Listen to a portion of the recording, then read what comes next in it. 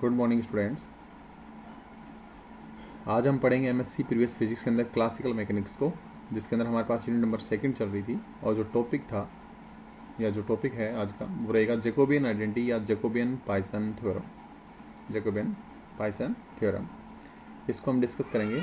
तो आज का जो टॉपिक है वो है जैकोबियन आइडेंटिटी या जैकोबियन पाइसन थ्योरम्स। ओके, तो इस थ्योरम के अकॉर्डिंग हम क्या कर सकते हैं, इस थ्योरम से हम कर सकते हैं कि जो 3 कॉन्स्टेंट ऑफ मोशन होंगे उसमें यदि हमारे पास 2 कॉन्स्टेंट ऑफ मोशन पता है तो हम तीसरे को कैलकुलेट कर सकते हैं।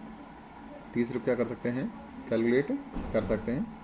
तो और कई बार क्वेश्चन ऐसे आता है कि प्रूव दैट, मैं आपको क्वेश्चन बता देता हूँ। कई बार क्वेश्चन ऐसे पूछा जाएगा कि प्रूव दैट जैकोबियन आइडेंटिटी, या फिर ऐसे पूछा जाता है कि प्रूव दैट, ये हमारे पास एक पाइजन ब्रैकेट है x comma y comma z, इस तरह से प्लस, और ये रहेगा y comma z comma x और प्लस ये है कुछ इस तरह से z comma x comma y equal to 0, ऐसा प्रूव करवाता। या तो आपको ऐसे सिंपली बोलेगा प्रूव जैकोबियन आइडेंटिटी, तो आपको फिर जैकोबियन आइडेंटिटी लिखनी है फिर उसको प्रूव करना है। या फिर आपको क्वेश्चन नंबर ऐसे दे सकता है कि प्रूव दैट जैकोबियन आइडेंटिटी, जो आपको नीचे लिख रखी है, दिखा रखा मैंने, इसको प्रूव करवा सकते हैं क्वेश्चन नंबर 2 को। तो इनमें से कोई भी आए आप सिंपली आप इसको लिख सकते हैं, कैलकुलेट कर सकते हैं, प्रूव कर सकते हैं। तो यहाँ पर हमारे पास क्या है, 3 क्वेश्चन ऑफ मोशन है, एक्स है, वाई है और जेड है। इसमें से 3 में से यदि आपको कोई भी 2 इक्वेशन ऑफ मोशन दे रखी हैं, या जैसे मैं ये कहूँ कि आपको 2 कोष्टक दे रखे हैं, इस तरह से पाइजन ब्रैकेट्स दे रखे हैं, तो आप उसमें तीसरे कोष्टक को या तीसरे ब्रैकेट्स को फाइंड आउट या कैलकुलेशन कर सकते हैं। तो यहाँ पर देखिए, पहले मैं आपको यहाँ पर लिखना सिखा देता हूँ कि जैकोबियन आइडेंटिटी को आप किस तरह से लिख सकते हैं। तो आप यहाँ पर इस तरह से एक सर्कल बना लीजिए, एक्स, वाई और जेड का। पहले x के बाद y आएगा, y के बाद z आएगा और z के बाद क्या आएगा, x, ऐसा आप ध्यान रखेंगे। तो यहाँ से स्टार्ट करेंगे, x लिखेंगे, x के बाद क्या है, y है, तो फिर एक दूसरा कोष्टक तैयार करेंगे y को, उसके बाद क्या है z, और फिर इसको कोष्टक बनाना। देखो इधर एक चर ये है और एक वेरिएबल सी है, एक वेरिएबल ये है, इधर एक वेरिएबल ये है, 2 वेरिएबल है इस बड़े वाले कोष्टक में। फिर आप प्लस करके लिखोगे। अब देखो यहाँ पर x के साथ हमने जो कोष्टक बनाया था वो कंप्लीट हो गया। अब आप शुरू करोगे y से, तो आप यहाँ पर लिखोगे y कोमा, और फिर y के बाद क्या है, z है, और z के बाद क्या है, x है, और फिर इसको इस तरह लिखेंगे प्लस। अब y के रेस्ट में ख़त्म हो चुका है, तो अब z से शुरू करेंगे, तो रहेगा z, ठीक है, और फिर z के बाद क्या है, x, फिर y, और फिर इसको बंद करके और इक्वल टू कितना कर लेंगे, 0। ये हमारे पास जैकोबियन आइडेंटिटी होती है। और ये एग्ज़ाम की तरफ से हमारे पास सबसे इंपॉर्टेंट आती है, एग्जाम में सबसे ज़्यादा पूछे जाने वाला क्वेश्चन होता है ये।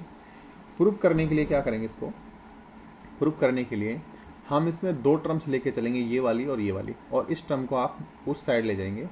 यानी कि आप लिखेंगे इसमें कुछ इस तरह से कि x comma Y comma Z और प्लस ये रहेगा y comma Z comma X equal to, आप इसको माइनस के साथ लिख देंगे, और यहाँ पर z कोमा और x कोमा y, और इस तरह से लिखेंगे। यहाँ पर हमारे पास एक इक्वेशन आ गई है, और इक्वेशन के अंदर 2 पद आ गए, LHS और RHS। तो इसमें आप LHS को लेकर के चलेंगे और उसको ओपन करेंगे, और उसी को अपन को क्या करना होगा, प्रूव करना होगा। और यहाँ पर आपको जितनी भी प्रॉपर्टी मैंने पढ़ा दी है उन सब प्रॉपर्टीज को यूज़ करना होगा सिंपली। तो सबसे पहले हम यहाँ पर लिखेंगे taking LHS of equation first, taking LHS of equation first। तो यहाँ पर इक्वेशन फर्स्ट को बार बार ना लिखूँ, इसलिए मैंने क्या किया, इसी को यहीं से स्टार्ट कर देता हूँ। देखिए यहाँ पर हमारे पास दो कोष्टक हैं, एक बाहर कोष्टक है और एक अंदर हमारे पास कोष्टक है, इसमें और इसमें। तो सबसे पहले मैं इस पॉइजन ब्रैकेट को ओपन कर देता हूँ, और यहाँ पर हमें ये बात भी ध्यान रखनी होगी कि हम इसको किसके रेस्पेक्ट में ओपन करेंगे। तो मैंने ये कहा था कि जब आपको कुछ भी ना दिया गया हो तो आप सिंपली क्यूजे पीजे के रेस्पेक्ट में इसको ओपन करेंगे। तो मैं यहाँ पर लिखना चाहूँगा कोष्टक एक्स कोमा, जब भी आपको कोष्टक की आवश्यकता पड़ेगी तो आप बड़ा वाले कोष्टक को कभी यूज़ नहीं करेंगे, और ना ही आप, देखो हमारे पास दो तरह के कोष्टक हैं, तीन तरह के, एक छोटा कोष्टक है ये वाला, और एक हमारे पास इस तरह का कोष्टक है, और एक हमारे पास मंझला कोष्टक होता है इस तरह से। तो आप इस कोष्टक का भी यूज़ नहीं करेंगे क्योंकि इसको लैग्रेंजियन कोष्टक बोलते हैं, और इस कोष्टक का भी यूज़ नहीं करेंगे क्योंकि आप इसको पॉइजन ब्रैकेट की फॉर्म में लेते हैं। केवल आप इस छोटे वाले कोष्टक को यूज़ ले सकते हैं, यानी कि आपको जब जितनी बार भी कोष्टक की आवश्यकता पड़ेगी केवल आप इसी को यूज़ करेंगे, इस वाले को और इस वाले को नहीं करेंगे, क्योंकि बाद में जब हम लैग्रेंजियन ब्रैकेट्स पढ़ेंगे तो उसमें आपको दिक्कत आएगी। हम उसमें इंटरचेंज भी करेंगे इनको एक दूसरे के साथ, इनका रिलेशन भी निकालेंगे, तब आपको वहाँ पर बहुत ज़्यादा कन्फ्यूजन हो जाएगा। इसलिए आप ये परमानेंटली ध्यान रखेंगे कि आपको जो कोष्टक लेना है वो हमेशा छोटा यूज़ करना है जब आप लैग्रेंजियन को या पॉइजन ब्रैकेट को ओपन कर रहे हो। तो जैसे कि हमने देखो इसको ओपन किया, फिलहाल हम इसको ओपन कर रहे हैं, तो हम हमेशा छोटा कोष्टक लेंगे। आपको 2-3 कोष्टक भी लगाने हों तो आप छोटे छोटे लगा दीजिए, कोई दिक्कत नहीं है इसमें। तो यहाँ पर आप इसको लिखोगे कि डेल वाई अपॉन में del QJ and del Z upon में डेल पीजे, ठीक। और माइनस का आएगा डेल वाई अपॉन में del PJ and del Z upon में डेल क्यूजे कोष्टक बंद। लेकिन ये बड़े वाला कोष्टक पॉइजन कोष्टक है, तो इसको आप ऐसे कैसे रखें। मैं कोष्टक बोलने लग गया, हिंदी में आ गया ना बुरी तरह से, ब्रैकेट्स बोलना अच्छा लगेगा बस चलो कोई नहीं, ब्रैकेट्स बोल लेंगे कोष्टक की जगह। दूसरे वाले ब्रैकेट्स को ओपन करेंगे जिसमें हमने लिखा है यहाँ पर y कोमा, इसको ओपन करेंगे और छोटे वाले ब्रैकेट्स यूज़ करेंगे, और ये रहेगा del z upon del QJ and del x upon में डेल पीजे, माइनस का डेल z अपॉन में डेल क्यूजे, सॉरी पीजे यहाँ पर लिखेंगे पीजे, और डेल x अपॉन में डेल आपके पास आएगा क्यूजे। देखो एक चीज़ और ध्यान है, और कोष्टक बंद। यहाँ पर एक चीज़ और ध्यान रखेंगे, या तो आप z और x का सीक्वेंस सेम रखिए, या फिर आप QJ और PJ का सीक्वेंस सेम रखिए। तो हम यहाँ पर ऊपर वाले का सीक्वेंस रखेंगे, z x है तो यहाँ पर भी आप z x लिखेंगे और नीचे वाले सीक्वेंस को आप चेंज कर सकते हैं, ठीक। अब हमारे पास देखिए पहले कोष्टक पे आ जाएगा। वैसे टॉपिक काफ़ी बड़ा है और ये कन्फर्म है कि ये क्लास में पूरा भी नहीं होगा, इसलिए मैं 2 क्लासों में इसको तैयार करवाऊँगा यहाँ, और इसलिए मैं आपको धीरे धीरे समझा रहा हूँ ताकि आपको समझ में आए, क्योंकि एग्ज़ाम की दृष्टि से सबसे इम्पोर्टेंट है। ओके, यहाँ पर हमारे पास एक बड़ा कोष्टक हो गया है जो पॉइजन ब्रैकेट्स है। यहाँ पर हमारे पास एक वेरिएबल ये है और ये पूरा एक वेरिएबल ये है और एक वेरिएबल ये हो जाएगा। तो आप देख सकते हैं कि इसमें आप ये प्रॉपर्टी लगा सकते हैं, देखो इस तरह से एक्स कोमा, सॉरी ऐसे लिखो a कोमा और b प्लस का c या b माइनस का c वाली एक प्रॉपर्टी को यूज़ कर सकते हैं जो मैंने आप लिखा था। तो वो आप इसमें भी यूज़ करेंगे और वो आप इसमें भी यूज़ करेंगे। तो मैं आपको पहले इसको आप इक्वेशन नंबर 2 दे दीजिएगा। मैं यहाँ पर आपको प्रॉपर्टी भी लिखवा देता हूँ कि आपको कौन सी प्रॉपर्टी इसमें यूज़ करनी है। तो आप लिखेंगे यूजिंग पाइथन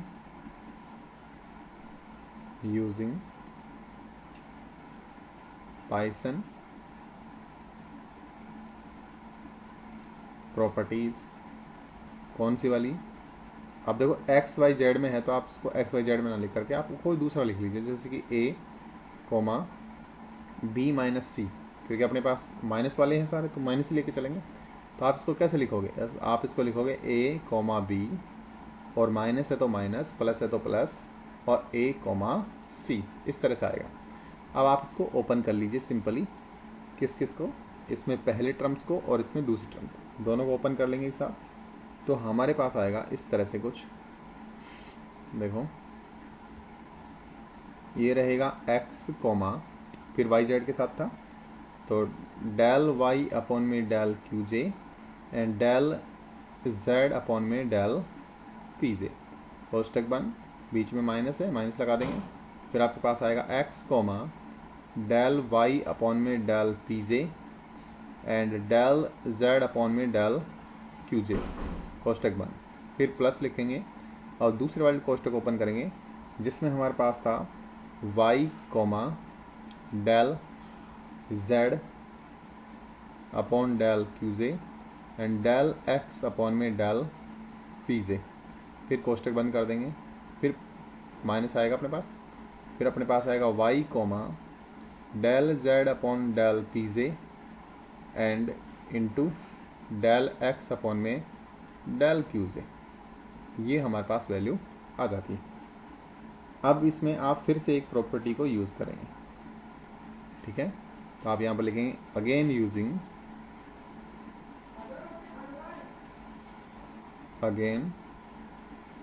यूजिंग प्रॉपर्टीज, और अब की बार हम यूज़ करेंगे कौन सी वाली को, इस वाली को।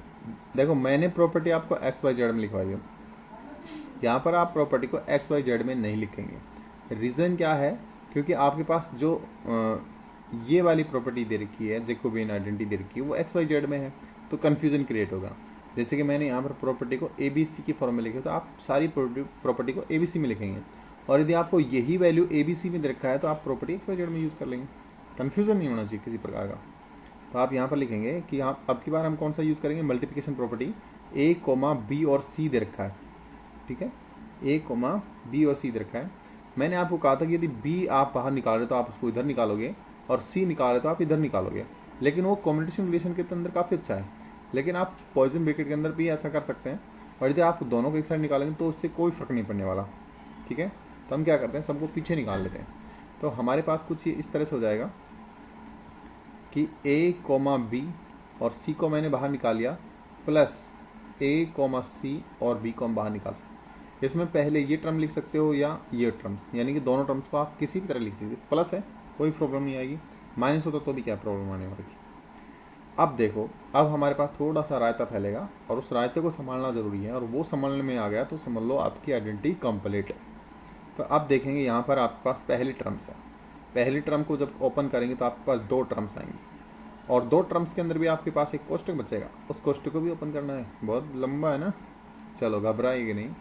अपन इसको ऐसे करते हैं, फर्स्ट टर्म, ठीक है, अभी नहीं आगे सोल्व करेंगे, अभी तो आप फिलहाल इसको पूरे को ओपन कर लीजिए।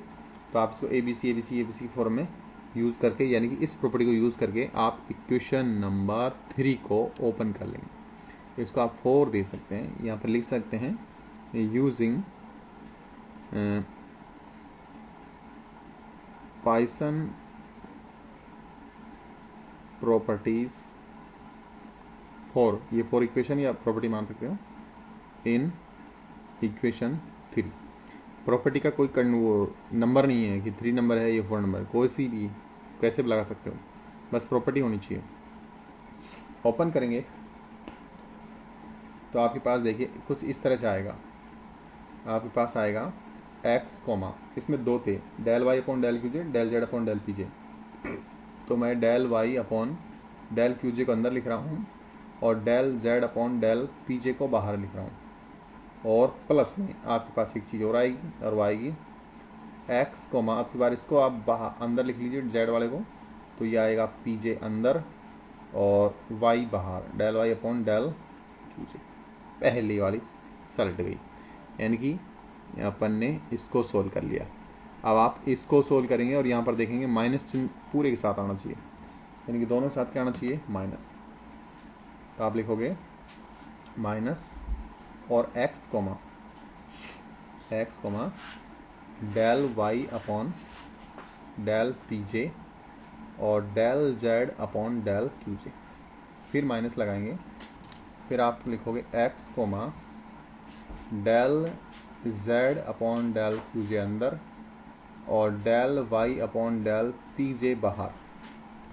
अब ये एक्स वाली सोल्व हो चुकी है, अब बची आपके पास वाई वाली, है ना, ये दो टर्म्स बची, तो इसको सोल्व करते हैं अब। तो y, तो ये अपने पास रहेगा कुछ इस तरह से, y comma del Z upon del Q जे, del Z upon del Q जे और बाहर रहेगा del x upon del P j plus फिर आपके पास आएगा y comma del x upon del P जे अंदर और del Z upon del Q j बाहर। फिर माइनस वाली टर्म्स आएंगी और यहाँ पर लिखोगे वाई कोमा और यहाँ पर आप लिखोगे del Z upon del P जे अंदर और del x upon del Q j बाहर माइनस फिर आप लिखोगे वाई कोमा डेल एक्स अंदर रहेगा क्यू जे के साथ और del Z upon del P जे अंदर बाहर चला जाए सब। ये हमारे पास 1 2 4 8 टर्म्स हो गए, ठीक है। 8 टर्म्स हो गए हैं और इन 8 टर्म्स को हम सॉल्व और करेंगे तो हम इनको सीरियल वाइज नंबर दे देते हैं, फर्स्ट सेकंड थर्ड फोर्थ इस तरह से। तो मैं इसको नंबर देना चाहूँगा, ये पहली है, ये 2 number, 3 number, 4 number, 5 number, 6 number, 7 number और 8 नंबर। बस इसी को आप सोल्व कर लेंगे, उसके बाद कंप्लीट हो जाएगा। तो इसमें हम 8 टर्म्स को मैं एक बार अरेंज करना चाहूँगा थोड़ा सा, ठीक है ना। इन 8 टर्म्स में मैं इसको अरेंज करना चाहूँगा और अरेंजमेंट मैं किस तरह से कर रहा हूँ वो मैं यहाँ पर लिख देता हूँ आपको। देखो पहली जो टर्म्स है, अब मेरे को कोई दिक्कत नहीं आएगी, पहली टर्म बोलूँगा आप पहली टर्म्स को देख सकते हैं। तो मैं पहली टर्म्स को लिखना चाहूँगा x comma del Y upon del Q जे और बाहर आपके पास है del Z upon del P j, ठीक है। इसके साथ मैं यूज़ करना चाहूँगा इक्वेशन नंबर 3 को, क्योंकि इसमें डेल वाई अंदर है और इक्वेशन नंबर 3 में भी डेल वाई अंदर है, इसलिए मैं ऐसा लिख रहा हूँ। तो मैं यहाँ पर लिखूँगा X comma del Y upon del P जे और कोष्टक के बाहर हमारे पास है डेल जेड अपॉन में डेल क्यू जे। सिमिलरली मैं यूज़ करूँगा इक्वेशन नंबर 5 एंड 7 जैसे कि ऊपर वाली। वैसे देखो ऊपर और नीचे जो मैंने टर्म्स लिखी है सीरियल वाई, 1 5 के साथ बराबर है, 2 6 के बराबर है, 3 7 के बराबर है और 4 8 की जैसी, मतलब जैसी जैसी। तो अब की बार मैं लिखना चाहूँगा कि वाई कोम और यहाँ पर लिखूँगा कि डेल जेड अपॉन में डेल क्यू जे और del x upon del P j बाहर है और माइनस करके मैं लिखना चाहूँगा कि Y comma del Z upon del P जे अंदर है और del x upon del Q j बाहर है। अब जो बची हुई टर्म्स हैं उनको भी मैं लिखना चाहूँगा नीचे प्लस करके, देखिएगा। अब 2 और 4 के साथ लिखते हैं। तो terms number 2 x comma del Z upon del P जे और बाहर क्या है del Y upon del Q जे। और मैं इसको धीरे धीरे इसलिए पढ़ा रहा हूँ क्योंकि ये समझने लायक चीज़ है, नहीं समझ में आएगी तो फिर रायता फैलेगा, रायता नहीं फैले इसलिए मैंने सबको क्लियर करके टर्म्स दी हैं। और उसके बाद देखो 2 का 4 से, 6 का 8 से रिलेशन करेंगे, 1 का 3 से, 5 का 7 से, विषम विषम सम सम एक साथ। तो अब आप लिखोगे 2 के बाद 4 लिखोगे, ऐसे कर लो, पहले पहली तीसरी पांचवी सातवीं टर्म लिख लो, फिर 2 4 6 8वीं टर्म्स लिख लो, ये भी बेटर। तो मैं लिखना चाहूँगा 4 नंबर, तो x comma del Z upon del Q जे और ये रहेगा डेल वाई अपॉन में डेल पी जे और प्लस करके आप लिखोगे टर्म्स नंबर 6 यानी कि Y comma del x upon में डेल पी जे और ये रहेगा डेल जेड अपॉन में डेल क्यू जे और माइनस के साथ रहेगा equation terms number 8 brackets Y comma del x upon में डेल क्यू जे और brackets close and del Z upon में डेल पी जे। अब जो लास्ट 4 टर्म्स हैं इनको मैं अंडरलाइन कर देता हूँ और इसको मैं जे के बराबर लिख देता हूँ और ऊपर वाली जो 4 टर्म्स हैं उनको मैं भी फिलहाल के लिए छोड़ रहा हूँ, फिर इसको मैं बाद में सोल्व करूँगा। इक्वेशन नंबर 4 आ गई है, आप इसको इक्वेशन नंबर 5 दे देंगे, इक्वेशन नंबर 5 दे देंगे। और 5 देने के बाद जो अंडरलाइन 4 टर्म्स हैं उनको मैं जे से रिप्रेजेंट करना चाहूँगा। जे से क्या करना चाहूँगा? रिप्रेजेंट करना चाहूँगा। और इस रिप्रेजेंटेशन को मैं आज नहीं, मैं इसको कल सोल्व करना चाहूँगा, क्योंकि हमारे पास जो ये बचा हुआ वीडियो है काफ़ी बड़ा है, मतलब जो टॉपिक है काफ़ी बड़ा है, आज सोल्व होगा नहीं, कम से कम 50 मिनट लग जाएंगे, इसलिए हम इसको कल सोल्व करेंगे। तो आज के लिए इतना ही पढ़ते हैं, मिलते हैं अगले वीडियो में, तब तक के लिए गुड डे।